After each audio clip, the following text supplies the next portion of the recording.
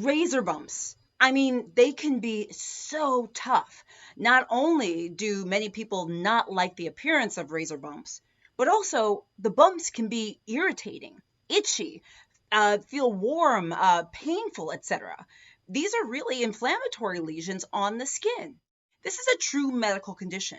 Razor bumps, the medical name for it is called pseudofolliculitis barbae, and it is worth treating if it bothers you. I couldn't wait to do this video for you because as an African American woman, razor bumps is something I've dealt with, many of my family members have dealt with, many of my patients as well.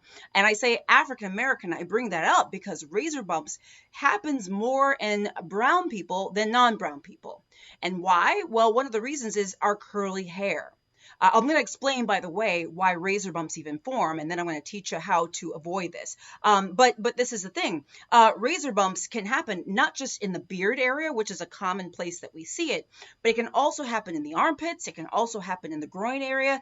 And in this sense, it affects men and women. Anyone and everyone can be affected. I should also say people who are not brown can get razor bumps too, okay?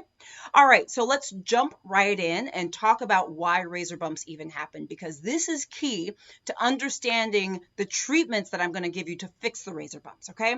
So first of all, think about an ingrown hair, which is really kind of what razor bumps are. What happens is in people who have curly hair, all right? Imagine this is your skin. This is like the layer of skin, right? Okay? The hair is underneath, and as the hair grows up, okay, comes up, let's do it this way. Hair comes up. Our hair, if it's curly, can curl and curl right back underneath the skin. You see that? When it does that, it causes an inflammatory reaction because the skin's like, oh, what's going on? It sends cells there. It gets inflamed, might get red. There might be pus. It might burn or hurt or become itchy. That is a razor bump, my friend. And why does it happen? It happens because when we shave the skin, we're shaving off that piece of hair, right? But when the hair grows back up, it's curly and it may just grow right back underneath the skin. Now, obviously, every hair doesn't grow under the skin, but enough of them can to cause these razor bumps, okay?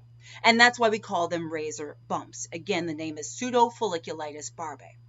All right, now, let's get to the treatments because this is where the money's at, my friends, all right?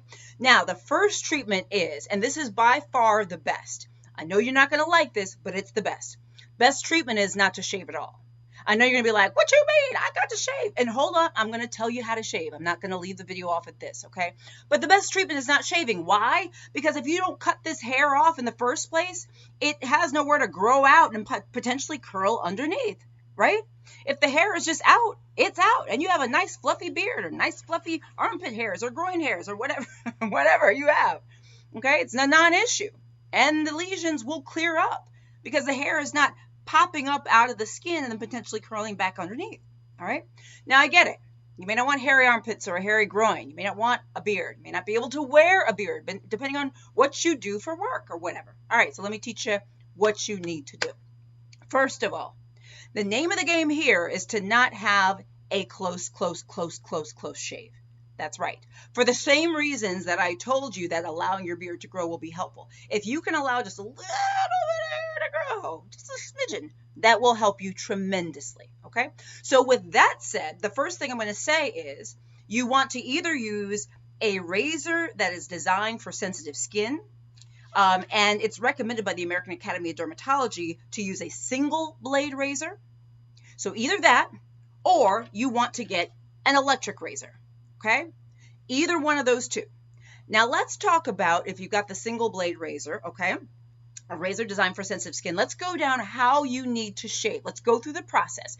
And this is according to the American Academy of Dermatology. First thing you need to do, okay, and I hope y'all are taking notes because this is important. All right, first thing you need to do, wash your skin, and I'm going to use the beard as my example. Again, it can happen anywhere, here, whatever. Let's use the beard. Wash with a gentle cleanser. You want to exfoliate, get the skin soft, etc. Okay? Once you do that, you then want to use a warm compress to your area that you're going to shave. 5 minutes to soften up the skin. Okay? 5 minutes. All right? After you do that, you're going to get your shaving cream. Don't ever shave dry. Okay? When you're doing it this way, when you got a single blade razor, you're going to put that shaving cream, put it on, and I want you to let it sit for a little bit. okay? Not too long where it gets dry, but let it sit so it's still moist, okay? Very important. And then when you go to shave with that single blade, make sure it's sharp, okay? By the way, you should not use your razor more than 5 times, okay? Keep that in mind. But when you go to shave, you want to go in short strokes in the direction that the hair is growing, and you don't want to go over the same spot twice. Once again, we want to avoid a close shave here, okay? We don't want to irritate the skin, okay? In the direction the hair is going, don't go over the same area twice, and do not pull the skin taut when you're shaving, okay? Now, once you finish shaving, you're then going to rinse your skin, okay? You're going to put a cool compress on, okay? And then you're going to use some aftershave. Remember, like in the movie Home Alone, when the what's his name? I forget the boy's name, but he puts the aftershave on. And he goes, ah, because it burns or whatever. You don't want it to burn. Find another one if it burns. But aftershave afterwards, okay? And remember to store your razor properly. Single blade razors should not be used more than 5 times. Now, there are other ways that you can remove your hair. You don't have to shave, all right? You can use a chemical I can't ever say this word right. Depilatory. When I was in my younger years, I used to try these. They would burn my skin. Y'all, if you're going to use something like a cream or something to basically sort of a chemical hair remover, you need to patch test it. Do it on a small area of skin to make sure it doesn't burn. They can be very, very irritating. Be careful. But other things you can do laser hair removal. I've had a patient actually do laser hair removal under her armpits because she would get ingrown hairs, razor bumps on her armpits when she shaved, okay? You can do it on your groin. You can do it on your beard if you want.